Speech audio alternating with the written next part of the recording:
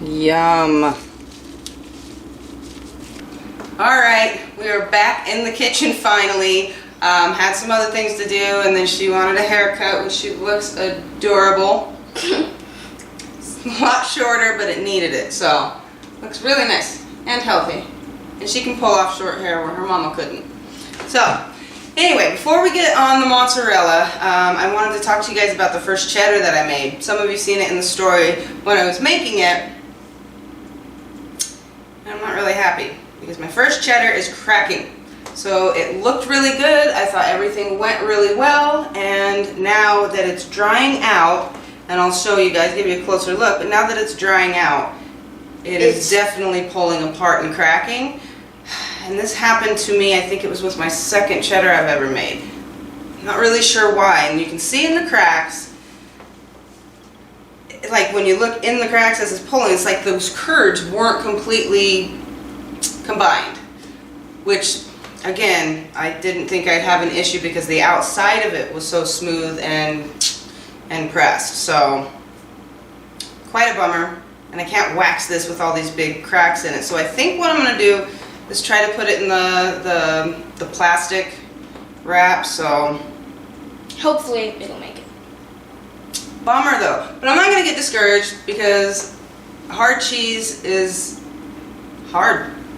It's just kind of that. It is very, very time consuming. So it took me, we were actually trying to figure out how I could do it. I wanted to bang out a bunch of cheeses, which I'm still going to do. I bought another press and I bought another big pot to make cheeses in so I could be doing double batches.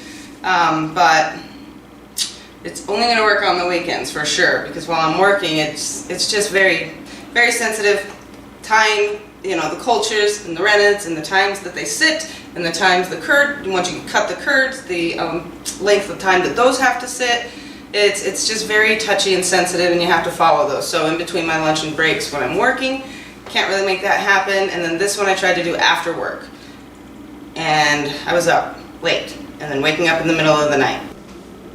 Okay, so you guys see that? I don't know if you can see it on camera, but if you look in those cracks, it's like the curds just, you know, and I pressed it for over 24 hours. Was that like a mistake or? I don't know what happened, baby. I don't know why it does that. Like I said, it happened to me. The first cheddar I made was horrendous. None of the curds stuck together. It all just stuck to the cheesecloth, and I had to throw the cheesecloth away. But now this one is just, in the second one did this also. And now, here we are again. Wait, so, if you look through, like, you can kind of see, like, the curds, like, not separated, or combined, too. Like, you can kind of see them, like, they're on little chunks. If you, like, really look at it. You probably can't see it on camera, but, like, in this angle of light, you can see that. I see that a little, yeah. So whatever, it is kind of a bummer, but, you know, I'm still not going to just throw it out. I'm going to put it in the airtight bag, and hopefully it'll turn out. And then coming soon, in like another 2 weeks, maybe even a week, we are going to be opening up on a year-aged cheddar, which did not do this. So hoping for good results with that, and it should be nice and sharp. Excited about that one. So anyway, I'm not going to get on another hard cheese right now. I'm going to get back at the, you know, of course I'm going to attempt it again, and hopefully my next cheddar is a winner and not a failure. But I'm going to make some mozzarella. The kids have been hounding me for mozzarella because they love it when I make homemade pizzas. So that's what we're going to do today. And I've yet to fail on a mozzarella. Oh, you will not fail. That'll never happen, not in a million years. I just love her. But that's what we're going to do. So we're going to make homemade pizza and homemade mozzarella. So we're going to get on that. Alright, so I got my pot of milk, goat's milk, on the oven, and we are going to start warming it up to 55 degrees so that we can add the citric acid. So I'm not going to give you guys a whole tutorial on this for this video, but you can click here and you will be able to see that video if you would like to know exactly how mozzarella is made. And it's a very simple recipe. That's about a teaspoon. Is it level? I have no idea. Hold on. Alright, so we got Emily measuring out the citric acid that we have to dissolve in some water. And we're making a double batch, so we're teaching her math, because the recipe is just one batch. Oh, that's satisfying. That's satisfying? Satisfying. Looking good? Oh, that's perfect. Yes, it is. I didn't even have to even that. Alright, now she's just going to stir that to dissolve it so that we can get it into our milk. I thought that would like totally make the water like up like scientists do somehow. Nope. Just got me a big old bag of citric acid.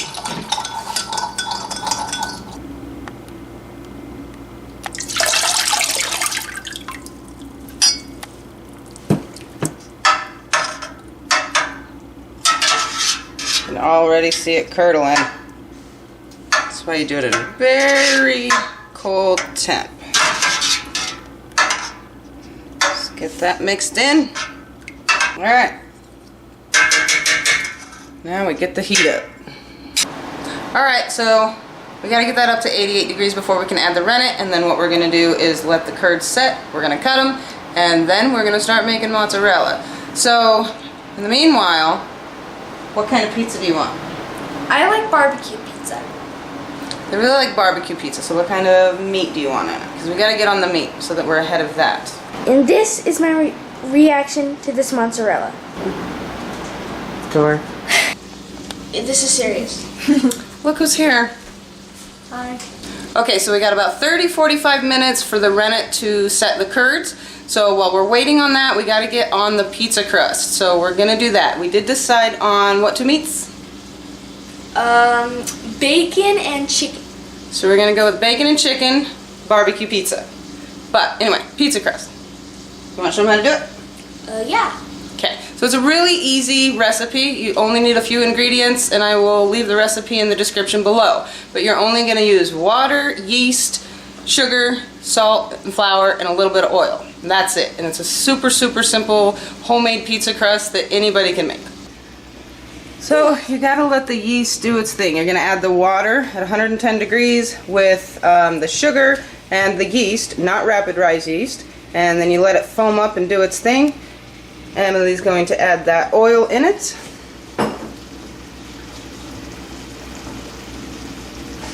Perfect. Now start putting the flour in. Now that flour I just mixed the salt in, about half or all. Okay, cool. We're going all the way. All right, now get your spoon, baby. Nope, that's flour. Put that down. Thank you. Spoon. All right, now stir it. Stir it up. Hold that bowl.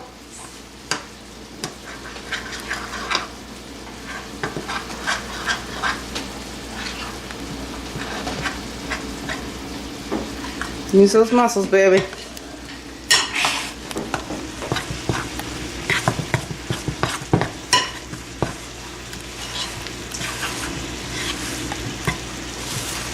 Okay, so about when it gets to that consistency, we're going to have to start kneading it. Alright, so you're just going to lightly flour a clean surface. Throw this dough out. And just knead it together until it's all incorporated. It doesn't take very long, about 5 minutes. And it's going to be kind of a tacky dough. It's not sticky, but it will be a little bit tacky. Alright, now we got our ball of pizza dough. What we're going to do is put it in a clean bowl, and I put a little bit of oil in it. So we're just going to roll it around, make sure the oil gets on all sides. Then I'm just going to put some saran wrap on it and leave it in a draft-free area for about 45 minutes. And our curds should be getting pretty close and ready. Okay, so I moved the pot over here because I didn't want it to stay on the stove because it's getting that residual heat from the chicken I have in the oven. So this pot is amazing, you guys. It's a homey chef, I think. Yeah, homey chef. It keeps the heat at temperature for a really, really long time. So whatever temperature you want it at. So anyway, it's still at 88 degrees, which is where I wanted it. And let's see. Ooh, looks perfect. Check it out. Curds, that is a big old curd. Okay. So, I'm going to cut these. I'm looking for 1-inch cubes here, guys. It gets a little tricky, you gotta kind of cut through a little bit fast. Ah!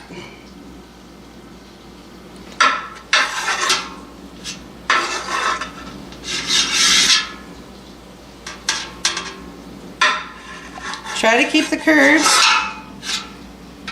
as, you know, as close to 1-inch cubes, all of them, as possible. It's not always the easiest thing, but the point is you want, see, I just jacked up there. You want the whey to release from these curds evenly, because after I cut them, they're going to need to sit for another 30 minutes for more of that whey to release out of the curds.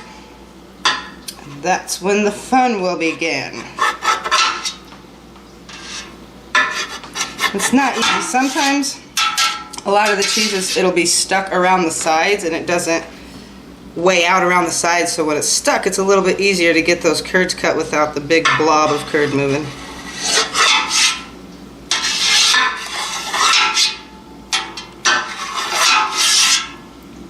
And alright, now I'm going to get my spoon and cut in the middle.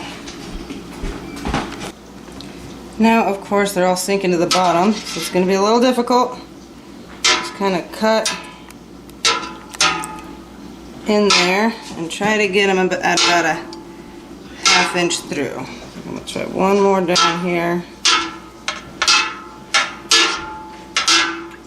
Oh!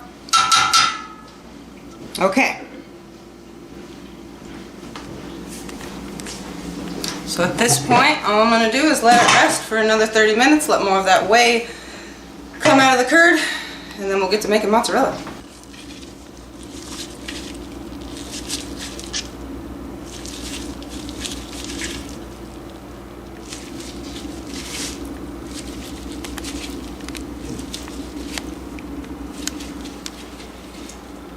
It's working, so I didn't fail on this cheese. Good deal. So, this is the first of the little mozzarella balls I'm going to make.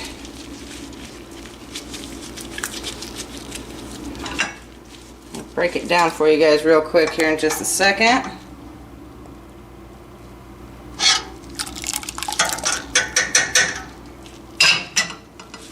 Okay, we got that good and stretched.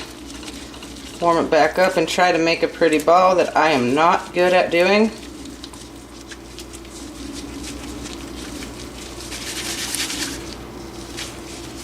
But it still tastes good, so we're good. Little ball. I'm going to put this little ball in some cold water here, and then I'm going to finish making the others. So, the curds sat for 30 minutes after I cut them, and then I drained them in here, just with the whey jumping into a bowl. So you have to drain them for another 15 minutes to get the majority of that whey out, and then you have a bowl. Once you make your balls and everything, you're going to put them in the bowl. I salt my whey. I've done it both ways. You can either salt the whey, and then you're going to get, as you're stretching and kneading the cheese, the whey will get incorporated that way, or you can do it in your brine here. So I've done it both ways. I just like it. I feel like it has a better taste and actually gets throughout the cheese a lot better if you salt the brine. So that's what I do. So to make mozzarella, this is really the fun part. Everything else is just waiting. And don't start with a real big curd if you don't want, you know, at first. It's a little bit easier to start with the smaller ones as you're getting used to it. But this whey here, the same way it came in or made, released from those curds, is 150 degrees. Very, very hot. So it's kind of just melting these curds. So I do that, get it hot, and then I knead it for a little bit in the spoon. It's still separated. Get back in that hot whey.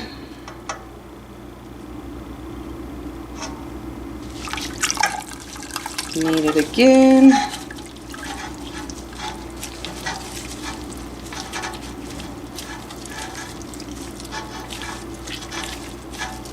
Now until you can see, like right here on the edge, you can tell it's starting to get mozzarella-like. But here you can tell it is not. So don't start trying to stretch it just yet.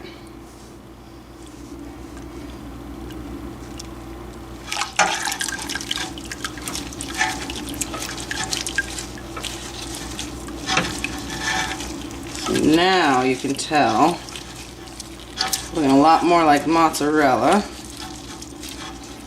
I'm going to do that one more time and start stretching it.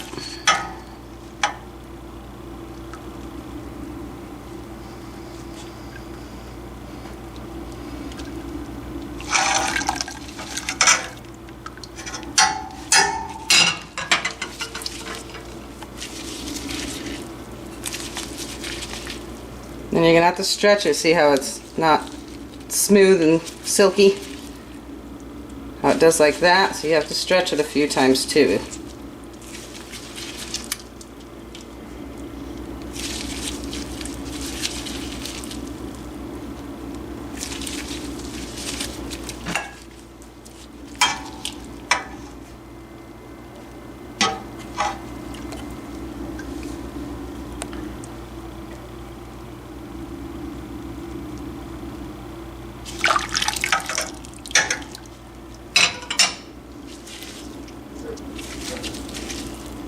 There, it's starting to look better.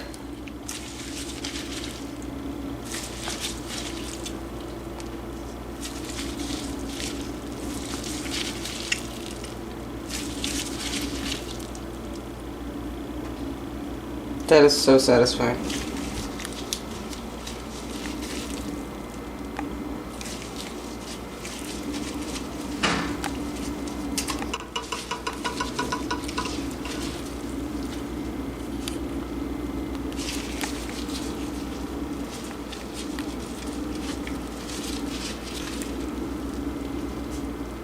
Yum.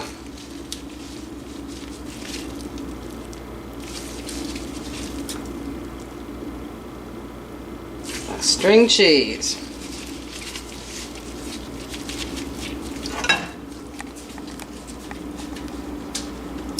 Alright, so I just have a lot more mozzarella to pull here, and then I'll be able to get my pizza around.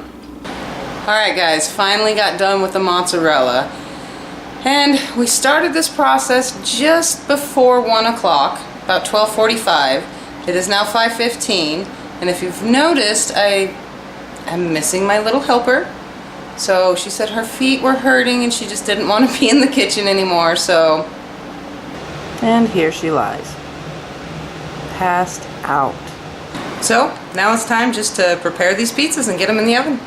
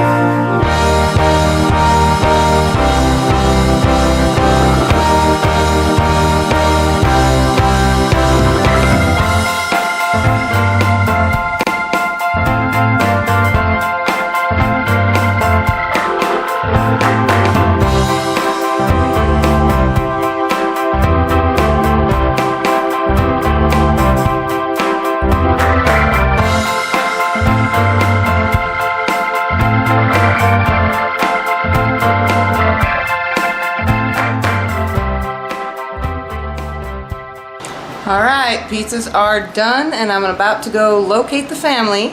Derek is outside. He's been on a project for the Weathers and the Pigs, so make sure you stay tuned for the next video. It will be shocking. So, pizza looks amazing. We're gonna get to eating and then go choring. Thank you guys so much for watching. See you again next time.